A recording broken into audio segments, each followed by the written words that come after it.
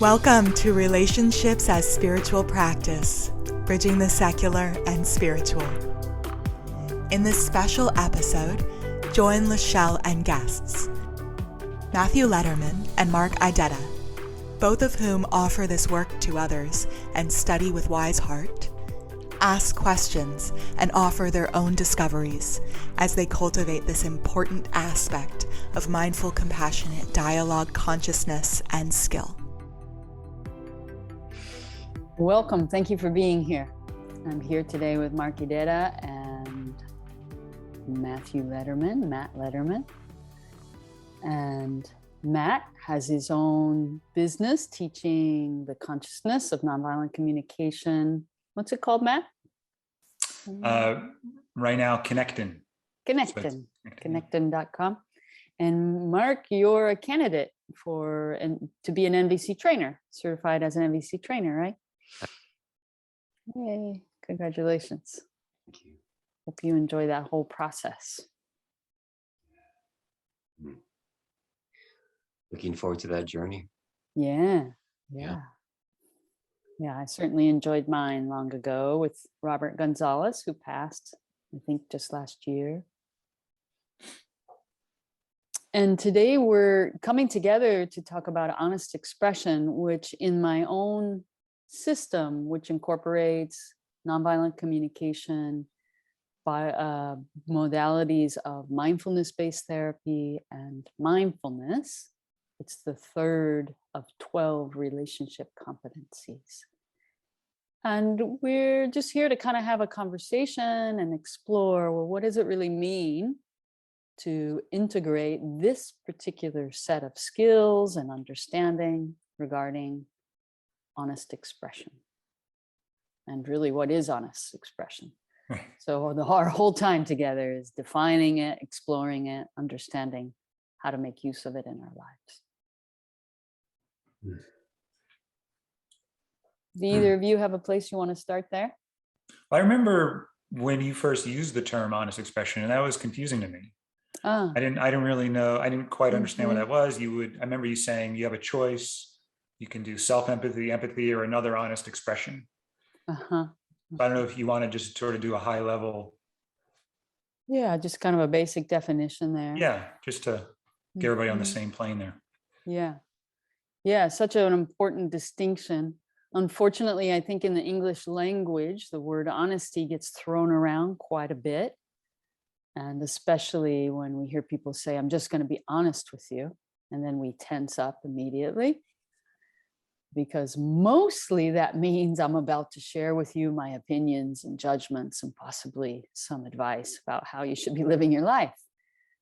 And so we're making a really important distinction in this work that honest expression is an ability to share your experience in a way that serves the connection between you and someone else, and in a way that has you take responsibility for your experience. Really different from just saying, I'm going to share my thoughts and opinions. If you're engaged in honest expression, you likely feel a little uncomfortable because just sharing about your own experience without giving someone advice or telling them your judgments and opinions is vulnerable. So that likely includes discomfort. And, sometimes in the world of nonviolent communication, we say there's a stage called obnoxious giraffe, in which people learn like, wow, I can share my experience. I can share my feelings and needs. And what's more, there's a whole list of, I don't even know how many, depending on the list you look at, but at least 40 feelings and at least 40 needs. And so people get excited. They have a new vocabulary and a way of understanding their experience and making requests to meet their needs. And they dive in. And they maybe have not yet attuned to, well, when does that support the connection? And when does it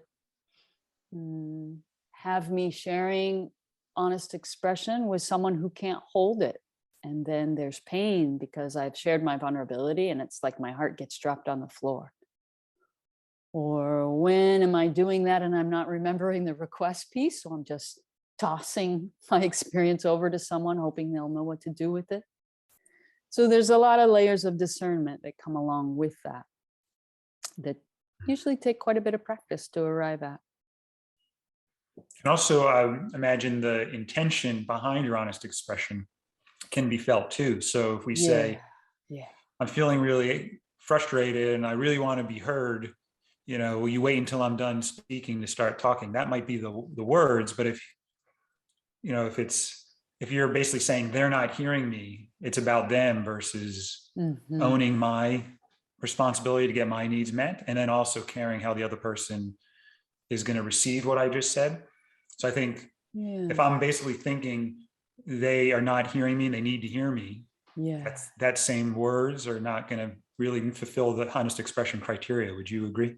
Yeah, thanks for bringing, super important, Matt. Thanks for bringing that forward. Both the intention, I heard you name the intention when we're sharing. Is the intention to connect?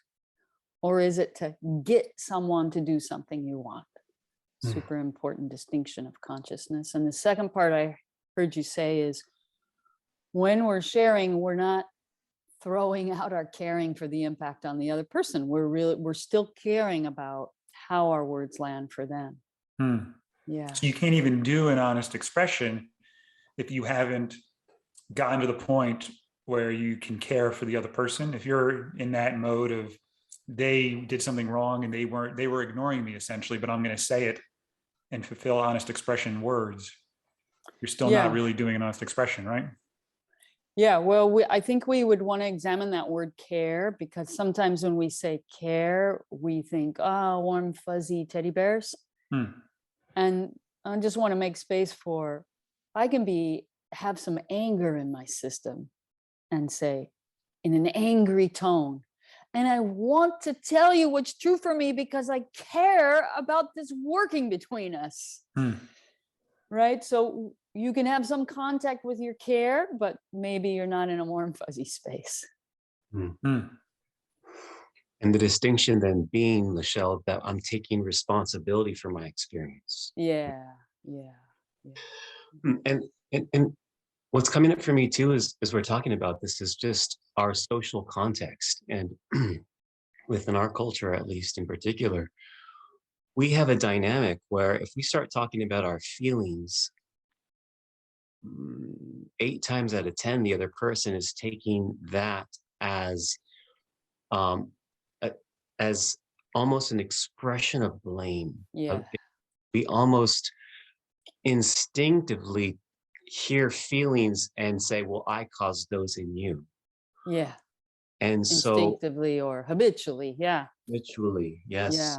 Absolutely. And so that being sensitive of this dynamic, I think also might help. I don't know if it's necessarily craft our expression in a certain way, but at least bring more consciousness and awareness what we're up against, the tide that we're swimming in. Yeah, thank you. And that's why Marshall Rosenberg, the founder of Nonviolent Communication, used to say, and when you express a feeling and a need with the speed of light. Wait, did he say that or did I say that? I get it mixed up for a while. Did he say, Matt's shaking his head, yes. With the speed of light, follow it up with a request. Otherwise, it's emotional terrorism. I know he said that part about emotional terrorism. Just because of what you're saying, Mark, right? Because people hear like, oh, you're blaming me. And now I either have to defend or take responsibility, one or the other, right? Yes. And LaShelle, I think this also comes to a point that Matt and I were discussing in preparation for our conversation on this topic. And that is the idea that oftentimes with most people, bringing up our feelings when we're expressing ourselves does seem to trigger. And I think I want to run this by you. The idea of, I know that Mickey Kashtan, I know that I've heard her say in one of her courses that she typically will coach people by leading with the vision first. Yeah, I like that. I do the same. I say Yes. lead with the felt sense of the met need. Yes. Yes. Yeah. Doesn't it seem less jarring than saying, when I saw this, I felt this? Yeah. Like we almost began to kind of close down. Yeah. Yeah. Mm, Yeah. yeah. Yeah. And, you know, it's a super important concept, the Mm. difference between an observation and an interpretation. So traditional, just for those who are new to this world, traditional nonviolent communication formula says, when I observe, and then you say something a camera could record, I feel this because I need this, and would you be willing to do this? You know, it's a profound formula in that it's naming these various important parts of dialogue. But it's just like you say, Mark, the problem is that as soon as people hear both an observation and a feeling, there's a good chance they're hearing blame. Yeah. I think Mark, yeah, because we wrote, Mark, by leading with the dream, you intercept the ability of people to take responsibility for others' unpleasant feelings. Yeah. And Beautiful. beginners in NVC will often hear other people's feelings as them causing those feelings and then react to that. Yeah, exactly. So I know when with talking to my daughter who will feel shame more easily, Mhm. I'll start saying, you know, I'm about to tell you something. I want you to know that it's coming from, I really want us to work as a team together. And I know, and then I'll even see that they value that too. I was like, and I know you care about us working as a team together too. Mhm. But then Yeah, make what that just connection happens- around the vision Right. first. So that's, I think, Like it. part of honest expression is setting up Mhm. that connected sort of sandbox, right? Yeah. And it makes a big space so that they can sort of brace themselves for, okay, and something you just didn't quite meet my need for partnership, but it has that foundation now to fall back on. Yeah, exactly. Yeah. And then Supportive ground. Go ahead, Mark. piggyback on what Matt is saying before we lose this thread, things that we also discussed too, that I thought was would be helpful to contribute to this conversation is that a lot of us that start out with NVC, particularly nonviolent communication, when we first began, we have this this need to want to be authentic. And as you were saying in the beginning, LaShelle, your intro, how a lot of people understand authenticity to kind of just lay it all on the table without any show them how I really feel kind of a thing. Yeah. Which is how I really think, usually not how I feel, right? Right, absolutely.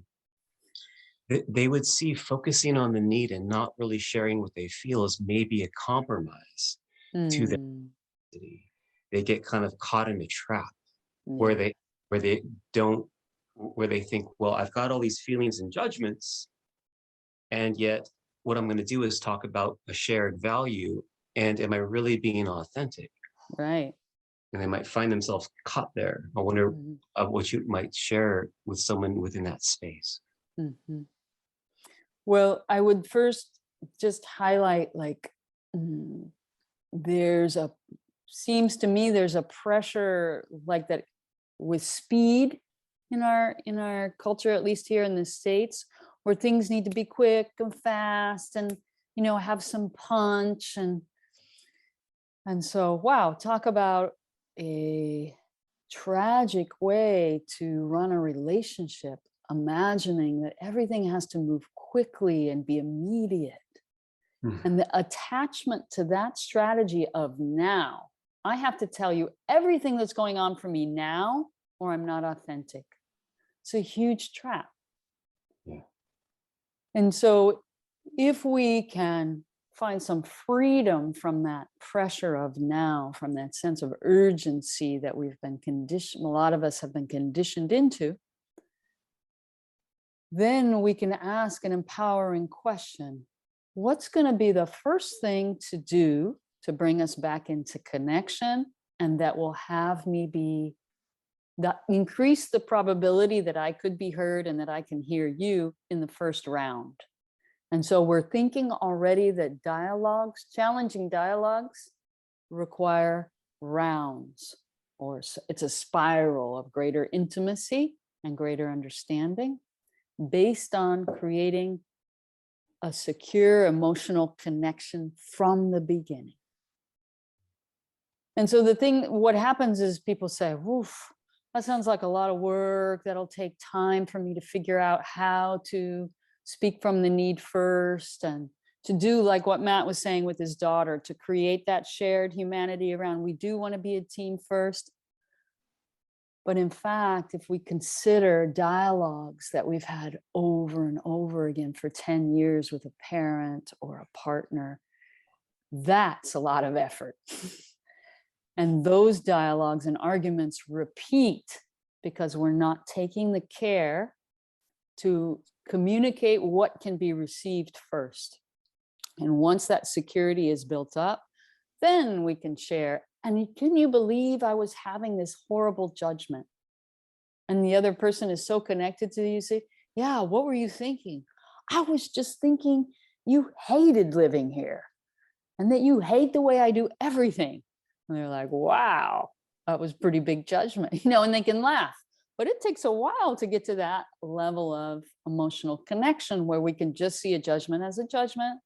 And we don't take it personal and let it trigger us. Yes.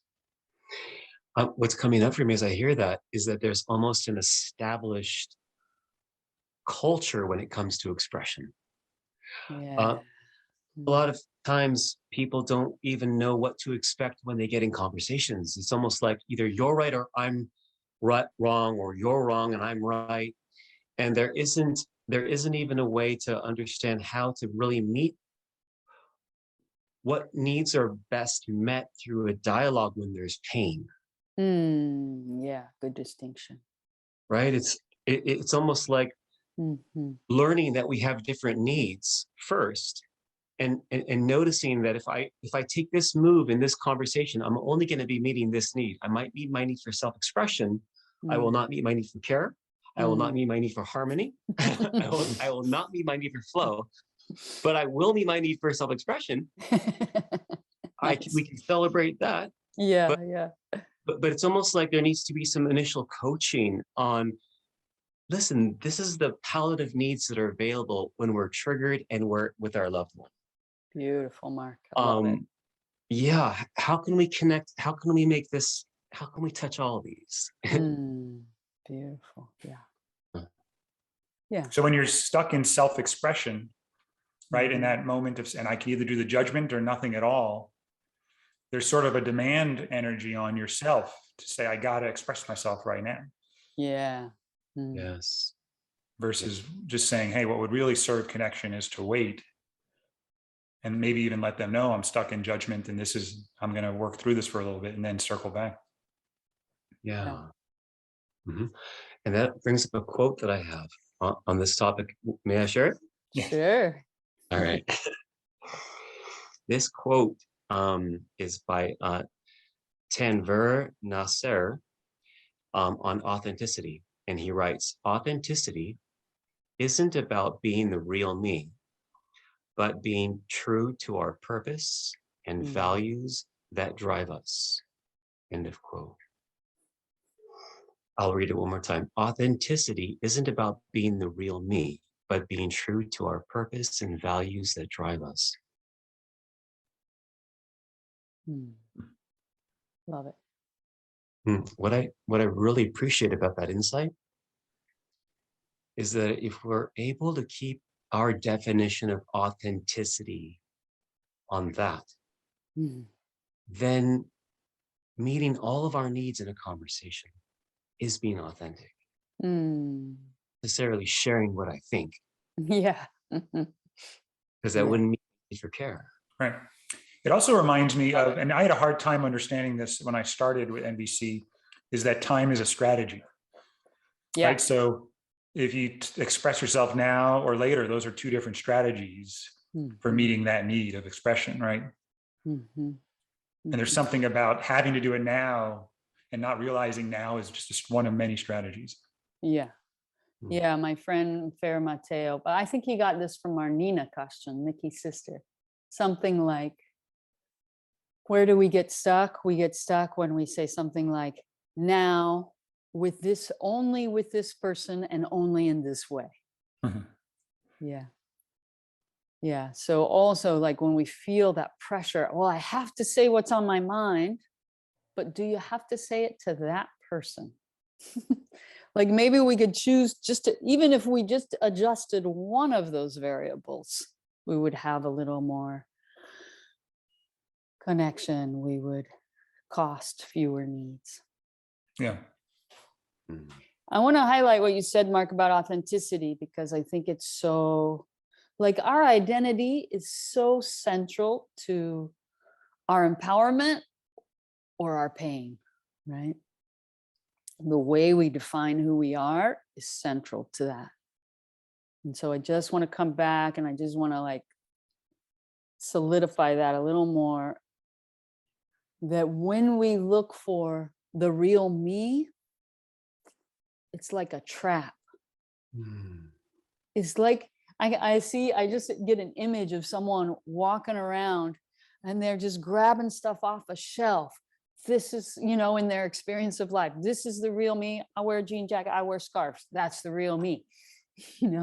This is the real me.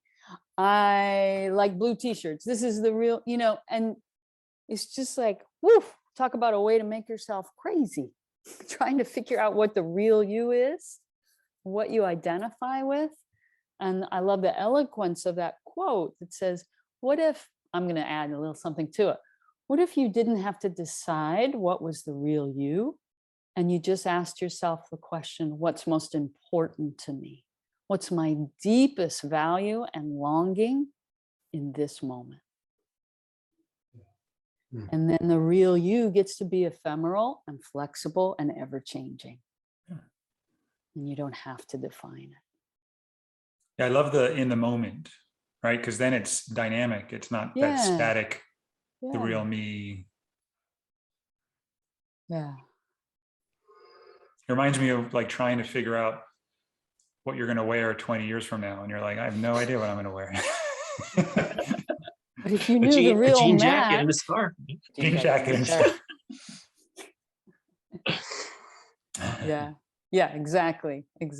Yeah, and it triggers, like, just when you say that, Matt, I can feel like, ooh, it triggers that insecurity of, we don't actually know the future, right? Predictability is a little bit of a human delusion, or a lot bit, we could say. Yeah. But when we try and get security from, I can predict, I know who I am and I can predict, I will always be blah, blah, blah, blah. We're trying to get security from a place that doesn't hold any security. And then when that thing we identified with crumbles, disappears, then we're in a lot of pain and suffering. But if we're identifying more with what I value in the moment, nobody can take that from you. Mm. No hurricanes, no earthquakes can steal that from you. Yeah, go ahead, Matt. And you're less likely, I imagine, to deal with guilt and shame, because when you can't stick with the real you, or that static definition, whatever that was, then you try to protect it, maintain it, defend it, versus just shift because it's a new moment. Yeah, exactly. Yeah. Yeah, it allows incredible flexibility when our authenticity is based on our values, our deepest values in the moment. Yeah. I have a good story, though, about not owning other people's sort of expression. So it's sort of like, maybe it's reverse self-responsibility. Like, hey, they're honestly expressing, and it's not about me. Differentiation, maybe. Yeah. The last competency. But it came up with when my daughters got into a fight, and the older one was writing a journal about all of her judgments and how angry she was. And the younger one, who she was mad at, said, "Can I read it?" And I'm like, "Oh my God, like, no, please, no. Do not read that." And she read it, and she walked away, and she was fine.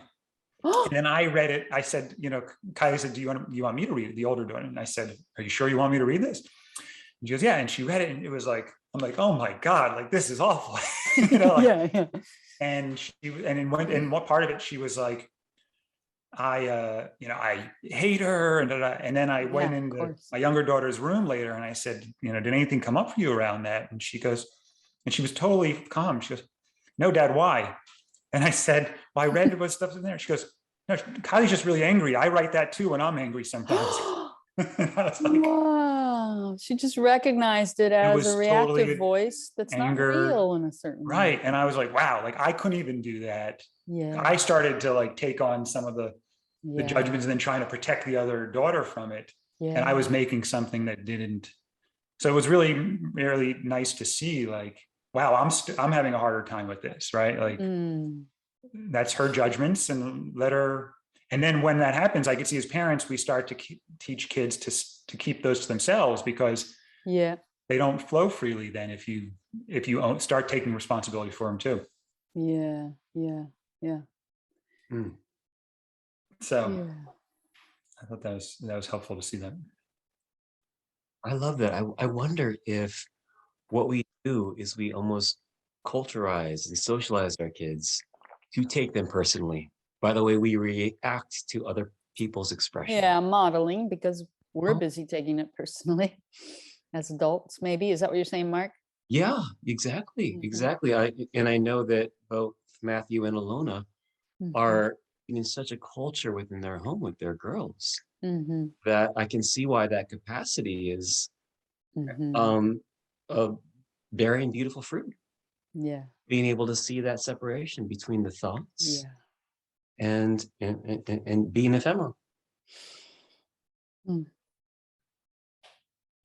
when you let the space for honest expression, even if it's in judgment, I think that's tough, right? Because sometimes we'll say, that's mean, don't say that out loud, so we start to help them with care, maybe. And maybe there's a balance there, obviously, right? Like journaling is one thing. And if the person wants to read it, that's their choice, I guess. But versus just saying it out loud and the other person doesn't have any choice about their exposure, maybe.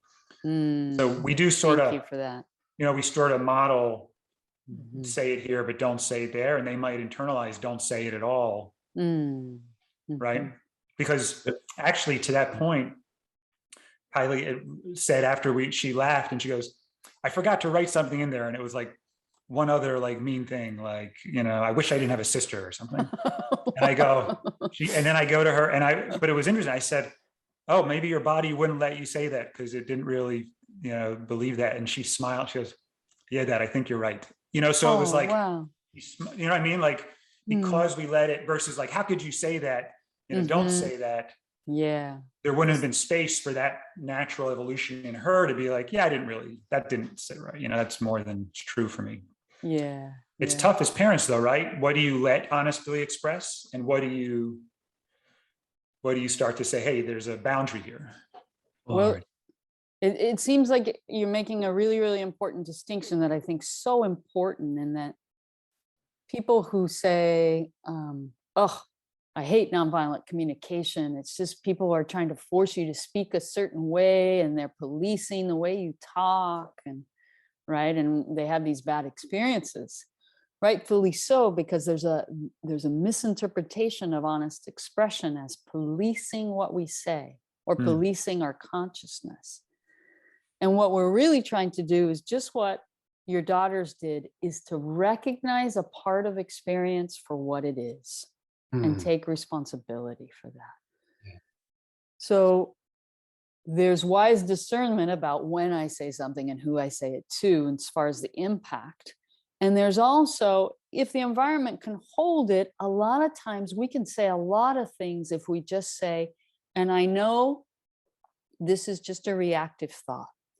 This reactive part of me says, and I know that when that reactive part says, I don't wish I never had a sister, that it's just longing for peace and predictability and maybe some extra attention or care.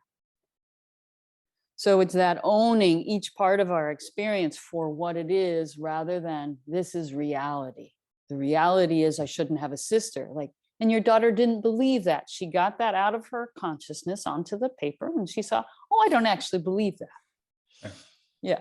And that's that part about setting up the space for honest expression will allow things to fly that without setting that tending initially will be taken differently, right? So I know that if I come with, I'm angry about this happened with the kids and this is what we need to do and and we're going to stop doing this. And to my wife, let's say I start expressing that, she'll be like, whoa, what are you making all these decisions without me? And but if I say, hey, I'm so annoyed right now and I'm going to express a bunch of strategies, but I'm not really going to follow through. I just want to underneath, can you help me get to the honest expression? Yeah, you share your then intention. It lands fine. Right. Yeah. So she can be with you. Oh, this is where all this is coming from. And she maybe could make a decision. Oh, yeah, I'm happy to hear that. Or I'm right in the middle of something. Right. Exactly. Right. They get it. Is this the right time too? Yeah. Choice. Shel, can I go back to the point you made about nonviolent communication sometimes being seen as almost a policing of language or maybe attitudes? I really enjoyed that because I think that a lot of times we even can impose that on ourselves, where we'll have a certain emotional experience and we're thinking, that's not really nonviolent or something along those lines. And creating that space, that emotional space where there's freedom and autonomy to take a strategy that doesn't meet needs, or to take a course of action where certain needs are left unmet, and giving and making that a teaching opportunity, a non-judgmental opportunity, where the choice to choose maybe a nonviolent communication tool or skill then becomes an actual option from autonomy and freedom and joy, as opposed to that superimposed, this is what I need to be doing because it's nonviolent communication and it's the right thing to do. Yeah. It's a matter of coming from one's life energy, is feeling like there's some sort of moral imperative to do something that ultimately is soul crushing. And I think also perpetuates the strategy even further because it's like we want to fight. No, I'm going to continue to do this because I'm not going to tell myself what's right or wrong, kind of a thing. Right. What comes up for you with that? Well, yeah, I'm hearing you just move towards this core teaching of mindful, compassionate dialogue. What I teach, and I think also what Marshall taught, is that life flows with less suffering when we make our decisions based on our experience of what matters, rather than some idea of what I should or shouldn't do. Yeah. And if we're willing to take a risk and do something that we think, one part of us is saying, don't do that, it's not going to work out. And another part is saying, but I want to. And so we do it. And then we have an experience of the results. And so the next time when we go to make that same kind of decision, we don't reference I should or I shouldn't. We reference our experience. When I had that cake with all that sugar, I had the experience of the pleasure of the sugar in my mouth. And the next day, I had the experience of inflammation in my body for the whole day. How do I want to choose based on that? Maybe you say, I'm going to eat the cake again because I'm okay to suffer a whole day with inflammation or whatever, but you have data to make your decision rather than ideas. I love that. Yeah. And then when we get a critical, I think we've even said it before in one of our talks, we get a critical mass of clarity about what really serves our life. We naturally choose that. Because we naturally want to be happy. We're beings that want to be happy and not suffer. Sometimes it takes a lot longer than we would enjoy to get to a level of clarity about certain things. We don't see how cause and effect come together. I'm surprised how long it took me to connect sugar to inflammation, right? For instance.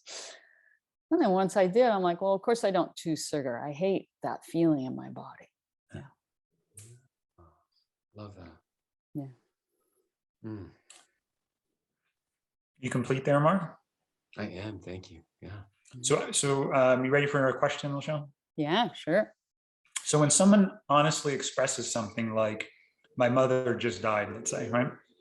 but doesn't make a clear request on, or how do we ask them how we can care for them in a way that still meets needs for flow? For example, people will say, I'm sorry for your loss, but maybe the other person doesn't want an apology.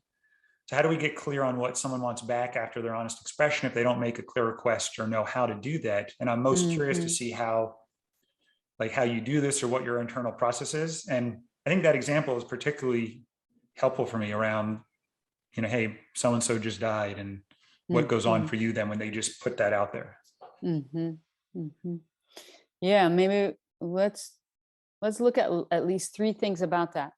Okay. One is that most of us have a number of habits about how we respond to someone's pain, which I think we might have touched on in the last talk when we talked about empathy, all these not empathy responses, like habitual things like, I'm sorry for your loss, or can I bring you some soup, or whatever their habitual, here's how I meet someone's pain, right? Right. Let me give you a hug, a non-consensual hug, right? Or whatever it is.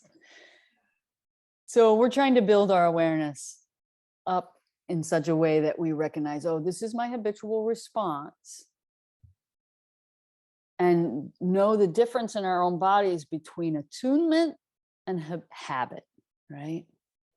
So attunement is when we're trying to read someone's body language, tone of voice, words, get all the data we can to understand what they want back. So we have a choice at that point. If we're in attunement, we have a choice to make a guess without asking, and reach out and touch their hand and see if they soften into that. Or we have a choice to say something like, what would be helpful right now as you're dealing with the loss of your mom? Your mom just died.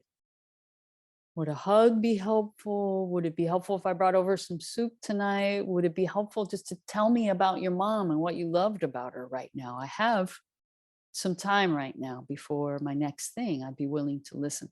So maybe we ask a question.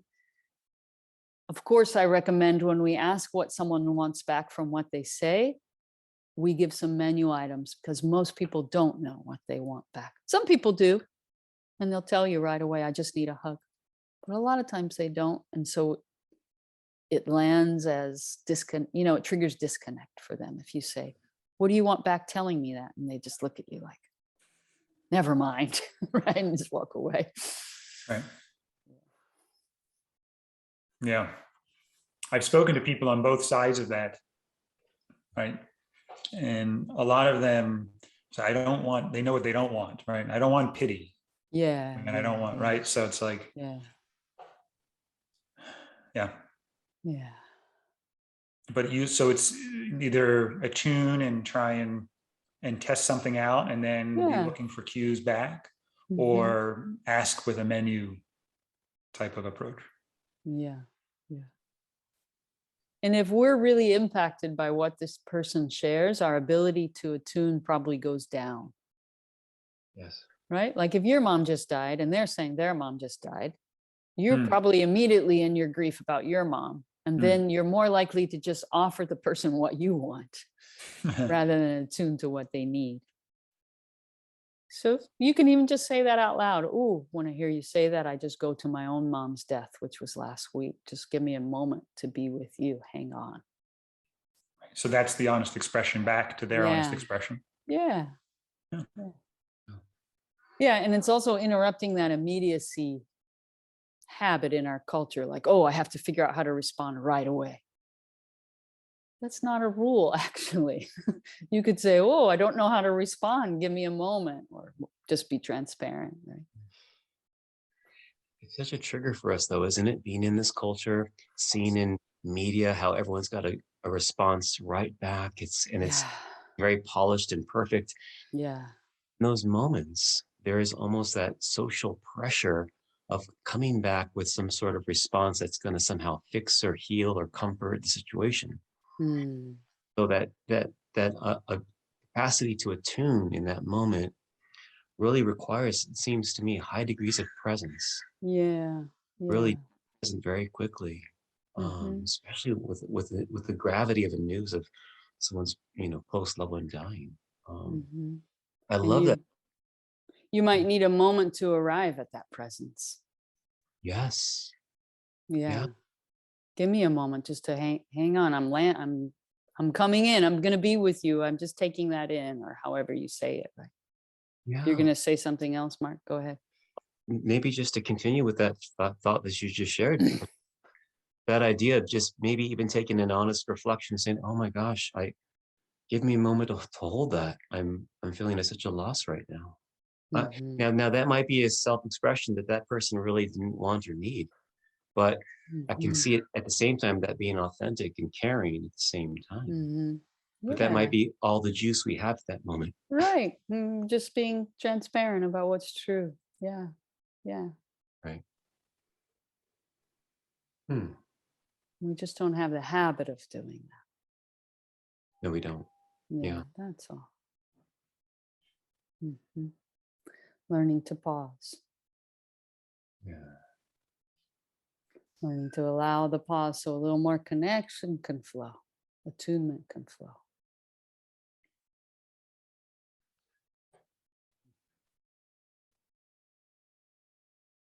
I love that point.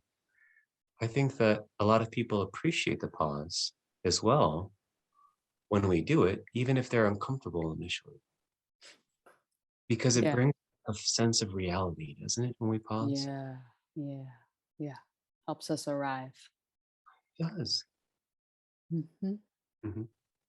Yeah, my students have told me for years in workshops, like, "Oh, I love it when you pause and you just close your eyes." I don't have an immediate response to all my students' questions or comments. And so, but I know if I pause and I just let it sit for a moment, something arises. Something always arises. Yeah. And I can see how in the context of a teaching that would flow. But when you're hanging out with some buddies at the bar and they make a point and taking a moment to pause might have less social flow to it. But at the same time, why not bring that in? Why not bring a pause into those moments where typically, the quick-witted response is, the socially, maybe the socially desirable thing. Bringing the pause in really does bring presence back and clarity. And so with an honest expression, I'm really seeing the value in making the effort to have that be a priority too. Yeah. And I have a friend, my friend Manu from Argentina, who has a vocal habit of saying, wait, wait, wait, wait, wait, wait, wait, wait, wait. And so I think he's trying to create that pause, right, in a more obvious way. He's trying to say, I'm taking that in. Give me more time, right? Or sometimes people say, and I think that's another way of like, they're trying to slow the conversation down. Yeah. It's a little easier, I think, if we could relax into silence, because then both people could settle. But maybe we're not quite there yet in most spaces. I'm laughing and smiling because I find myself doing that so often, putting in pause. I think it's my way of trying to bring some comfort to the silence. Yeah. Sure. But that is such a good point, though. It's almost a point of awareness, isn't it? Just saying to myself, let's let some silence be, and see what comes up. Yeah. LaShelle, you'll do an honest expression around that, though, when you pause sometimes. You'll take a breath, and then you might say, hold on a second, let me see what comes up for me around that, which is, to me, an honest expression in and of itself, right? Yeah. I'm pointing to a need for connection, self-connection in that case, perhaps. And sort of reassurance that, hey, there's going to be a little pause here, and it's okay. Yeah, I'm giving reassurance that I'm staying with what we're saying. I'm not moving on. Right, you're not right. Yeah. And Mark, when we go to the bar, you can pause all you want. That's fine with me. It's not going to be awkward. It will not be awkward. Okay. Yeah, you can give, well, that's a good point, Matt. You can give people permission too, right? You see someone struggling to say what Right. they want to say, and you can just say, take your time. Mhm. Yes. Yeah, I'm okay just hanging out while you just find what you want to say and what's true for you.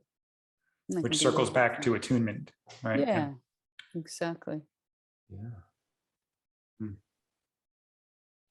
And my students tell me the most difficult part of honest expression is that piece of making a request or taking responsibility for what you said by knowing what you want. Why did you say that? What do I want back? Or how do I want to move forward with action?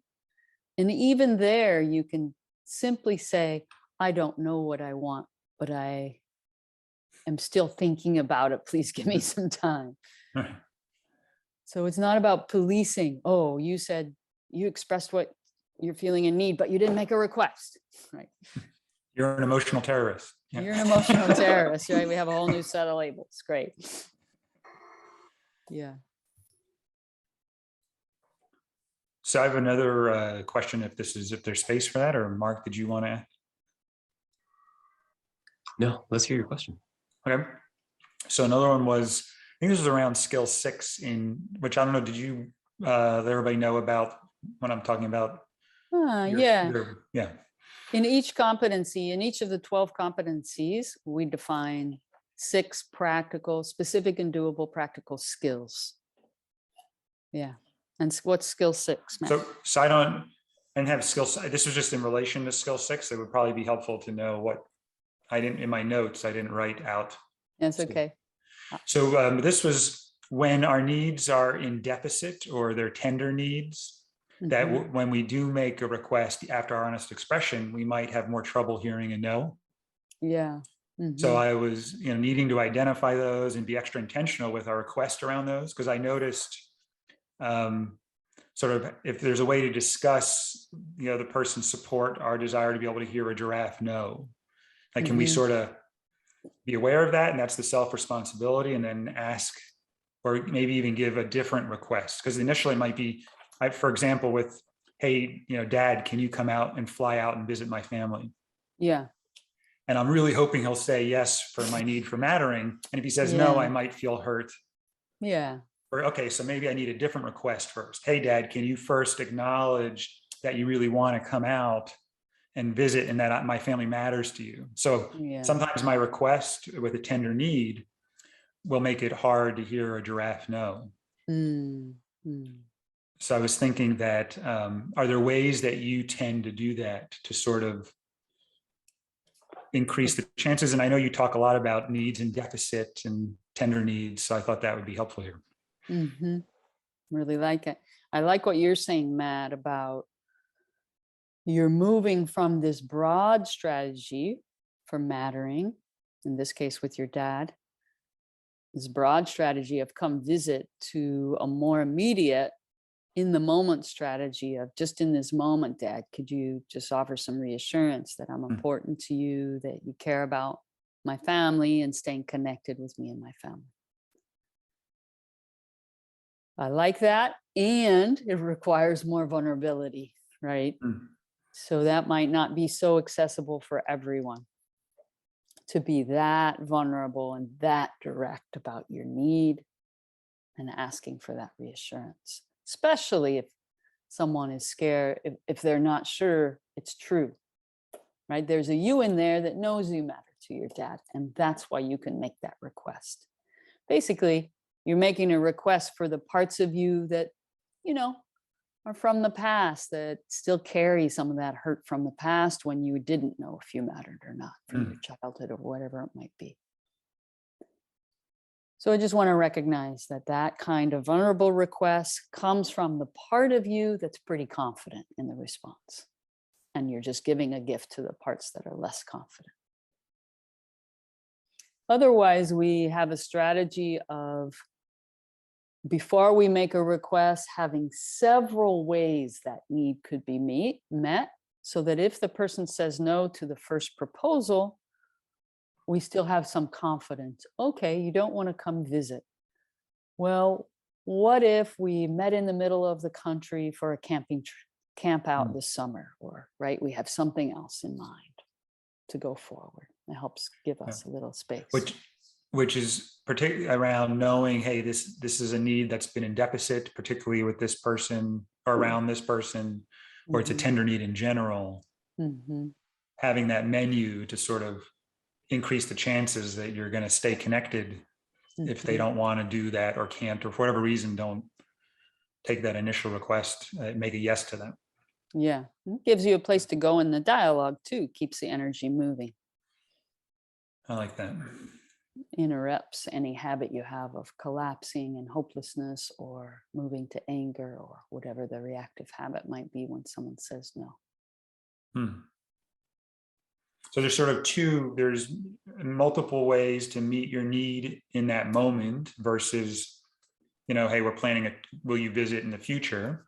And then there's different ways to get together in the future beyond you just coming to visit me. So there's sort of like 2 steps, all of which are around needs for mattering and connection.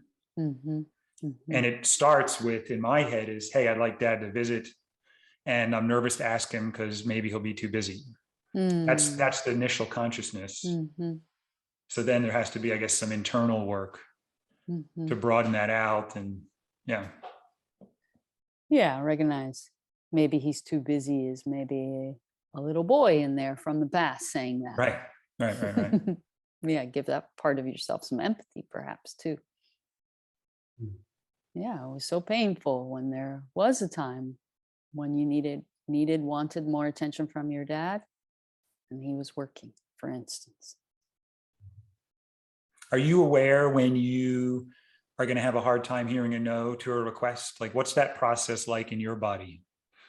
Yeah, I'm aware because I'm really nervous and I'm looking for ways to avoid having to make that request. And so that tells me, there's something, probably a tender need there. And there's probably also like, I haven't connected with other ways to take care of that need. With that person or in general, could be either one, right? So that's sort of that deficit piece where, hey, I've met my need for mattering with so many people that this is just icing on the cake versus this is the only time I'm going to matter. And if this request is okay. And when reactivity is up, it blinds you to how much you matter to so many other people. It blinds you to the fact that, my need is met in so many relationships. Temporarily, you have temporary blindness, right? Which increases anxiety or nervousness or a shutdown, whatever. So even taking some time to just acknowledge all those ways that mattering is experienced. Yeah, that's another strategy, I guess, that we're naming, is that if you identify the need underneath the request and you identify, well, where is this need met in my life? You're already going to have more groundedness and resource for making a request and hearing no. And it sounds like this process is, you might just get to the honest expression and then you feel nervous around the request. And that's as far as like just that awareness is probably growth, right? And then to do all these other steps, right? Yeah. Celebrate it all. Yeah. NVC is so simple and so complex at the same time, right? Definitely. What if we check in and see if we have something we want to close with for now? Mark, we haven't heard your voice. Is there something important before we sign off that you want to bring forward? I'm just celebrating this conversation and really treasuring the collaboration here and the learning. I think I'm pretty complete in terms of my honest expression questions and thoughts at the moment. But thank you. Yeah, thank you. Anything for you, Matt? No, I've enjoyed this. This is always great for me, just to hear and integrate and sort of try out all the different corners and spaces. And it's an ongoing ongoing experience for me to learn mindful compassionate dialogue. I really appreciate your contribution, and the way you think about things and the way you can express what's going on inside you so that I can actually gain something from that and then start to model it myself. So it's not having necessarily been brought up on that. I need that, that as a role model. So I really value that too. And then the LaShelle pauses. I call them the LaShelle pauses. I've been experiencing more of those too, and I love it. So thank you, LaShelle. Yay. I'm so glad to hear all of that, to be a contribution in your life. Yeah. And I'm just celebrating too, kind of sense of flow I feel with the two of you. I have this sense like when two of us are going back and forth, the other one is absorbing at another level, and then kind of another layer of subtlety comes forth. And I'm just appreciating all the inner work that the two of you have done to allow that kind of receptivity and integration and coming forward with insight and curiosity. Thank you for that.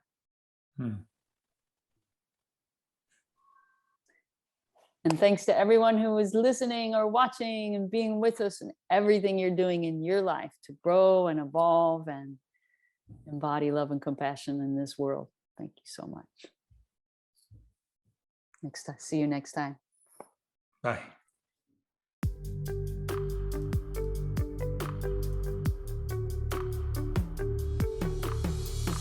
You can learn more about mindful compassionate dialogue and find free resources, live offerings, and self-paced workshops online at www.wiseheartpdx.org.